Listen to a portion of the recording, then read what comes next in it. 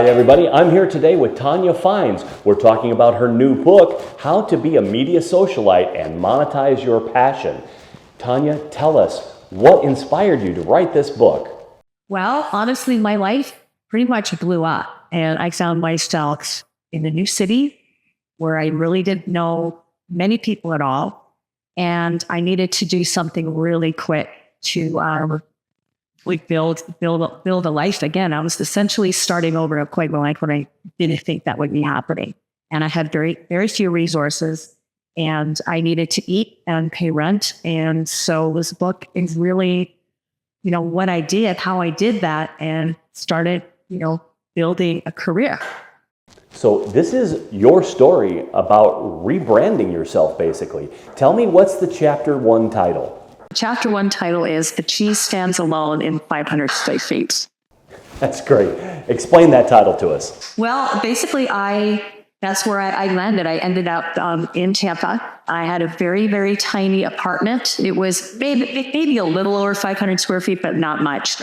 And again, I had my clothing, with some family photos, but I had no furniture. I didn't have forks or knives. I had none of that. And I was just in this tiny little apartment in a city where I didn't know anybody. I left a very, very volatile situation. And I remember just after a mad day of escaping and getting to Tampa, standing in this room, this apartment, and everything that I managed to bring with me was just in this huge heap in the middle of this suite that I had. And it hit me that what had I done and what was I going to do? So Chapter 1 really does talk about what it was, why I ended up in Tampa, what I came from, what I got out of, and then how I was going to turn that. I had to really shift my thinking and turn it into, I had to get out of a fear state of thinking because I was terrified and start thinking in a more actionable way. What was I going to do? Because I couldn't stay like this because I was frozen and paralyzed and terrified. And I needed to change that as things were going to change. So that's kind of what Chapter 1 talks about. You changed your mind to change your life. What was some of the first choices that you made that changed your trajectory? Well, I knew I needed to get out of my community and meet people. Now, there was a little bit of a glitch because we're talking COVID time.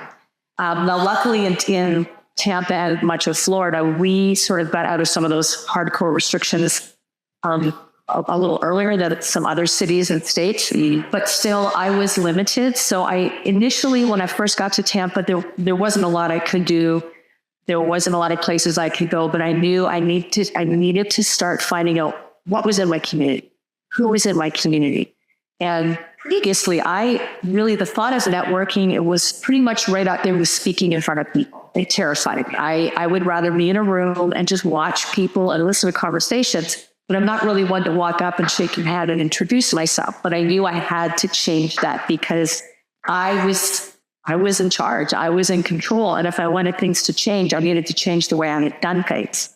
So yes, I needed to find out, who were the people in my community that were already doing this really well? What kind of groups were there? So that was where the thinking started. So I got out my computer and I just started doing some searching within the city of Tampa, right? What was available. Fantastic. So to summarize Chapter 1, what did you learn from that experience? How did you walk away with your head held high and going into this new opportunity you created for yourself? Well, fear can sometimes be an excellent motivator. But if you're familiar all with Mel Robbins, she talks a lot about, or at one point in time talked a lot about, I think she called it the 3-second rule or 3 second something. And it was about when your alarm goes off, just do it. Just make the move. Because once you start thinking about it, once you pass that 3-second mark and start thinking about it, you can easily get so caught up in your head and the reasons why and fear and the old patterns of old belief patterns. And I was at an age where I knew what my default patterns were, and they hadn't served me that well up to that because here I was, and I didn't have time to think about what I was going to do. I had to just start doing. Good stuff. Thank you, Tonya.